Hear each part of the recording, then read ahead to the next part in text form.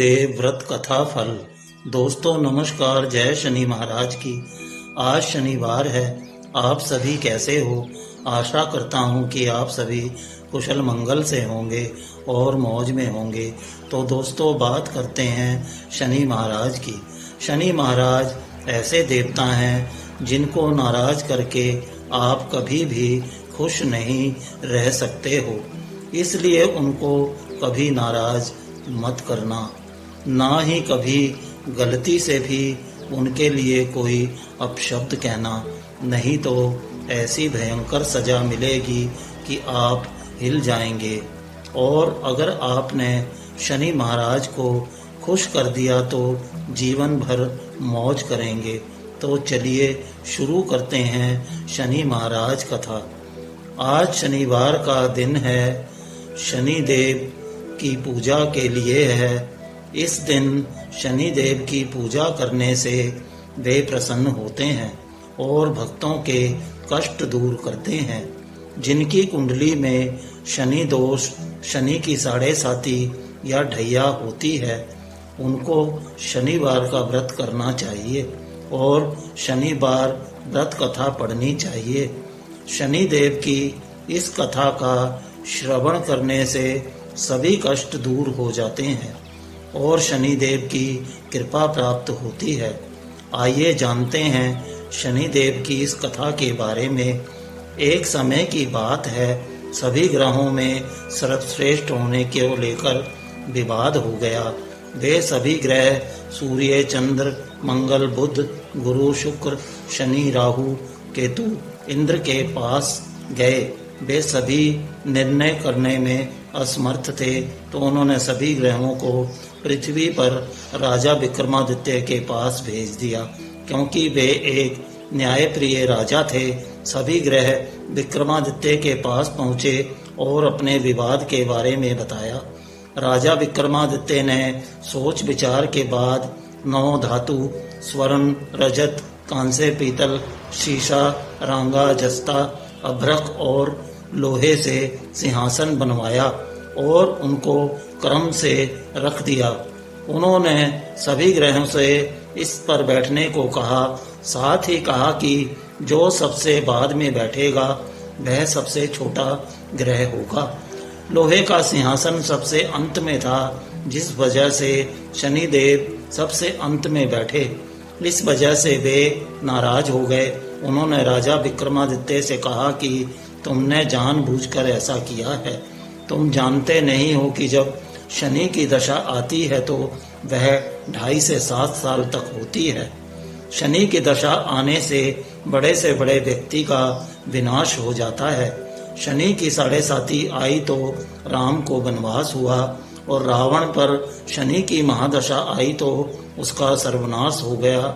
अब तुम सावधान रहना, कुछ समय बाद राजा विक्रमादित्य पर शनि की महादशा शुरू हो गई। तब शनि देव घोड़ों का व्यापारी बनकर उनके राज्य में आए।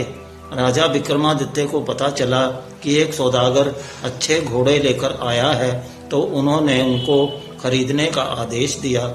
एक दिन राजा विक्रमादित्य उनमें से एक घोड़े पर बैठे तो वो उनको लेकर जंगल में भाग गया और गायब हो गया।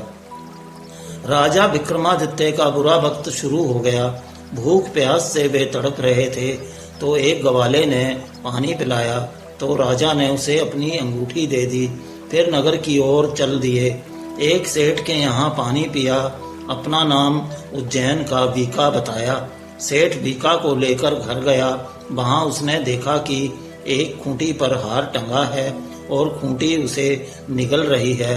देखते ही देखते हार गायब हो गया। हार चुराने के आरोप में सेठ ने बीका को कोतवाल से पकड़वा दिया। वहां के राजा ने बीका का हाथ पैर कटवा दिया और नगर के बाहर छोड़ने का आदेश दिया। वहां से एक तेली गुजर रहा था। बीका को देखकर उस पर दया आई। उसने उसे अपनी बैलगाड़ी में बिठाकर आगे चल दिया। उस समय शनि की महादशा समाप्त हो गई थी। बीका वर्षा ऋतु में मल्हार गा रहा था। उस राज्य की राजकुमारी मनभावनी ने उसकी आवाज सुनी तो उससे विवाह करने की जिद पर बैठ गई। हार कर राजा ने बेटी की विवाह विका से कर दिया। एक रात शनिदेव ने विका को स्वप्न में दर्शन दिए और कहा कि तुमने मुझे छोटा कहने का परिणाम देख लिया।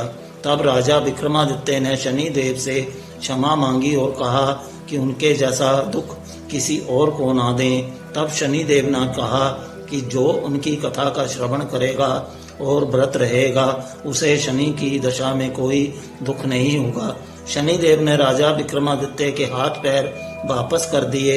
जब सेठ को पता चला कि मीका तो राजा विक्रमादित्य है तो उसने उसका आदर सत्कार कर अपने घर पर किया और अपनी बेटी श्री कबरी से उनका विवाह कर दिया। इसके बाद राजा विक्रमादित्य अपनी 2 पत्नियों मनभावनी एवं श्री कबरी के साथ अपने राज्य लौट आए, जहां उनका भव्य स्वागत किया गया। राजा विक्रमादित्य ने कहा कि उन्होंने शनिदेव को छोटा बताया था, लेकिन वो तो सर्वश्रेष्ठ हैं। तब से राजा विक्रमादित्य के राज्य में शनिदेव की पूजा कथा रोज होने लगी। तो दोस्तों, देखा आपने कि शनिदेव का अनादर करने का परिणाम कितना भयंकर होता है। आप कभी भूल से भी ये भूल मत करना, नहीं तो परिणाम भुगतने को तैयार रहना। हो सके तो हर शनिवार को शनि मंदिर में माथा टेकना। मंदिर ना जा सको तो घर से ही शनिदेव की जय बोल देना। शनिदेव खुश हो जाएंगे और आप पर अपनी कृपा बरसाएंगे। तो दोस्तों, आशा करता हूँ कि आज का ये वीडियो आप सभी को पसंद आई है, तो लाइक करके मेरे छोटे से चैनल को सब्सक्राइब जरूर कर दें। आप पर शनिदेव की कृपा दृष्टि सदा बनी रहेगी। साथ ही बेल के बटन को भी क्लिक कर दें। तो मिलते हैं एक और भक्ति से भरपूर वीडियो कहानी के साथ। तब तक के लिए नमस्कार। जय शनि महाराज की जय हिंद।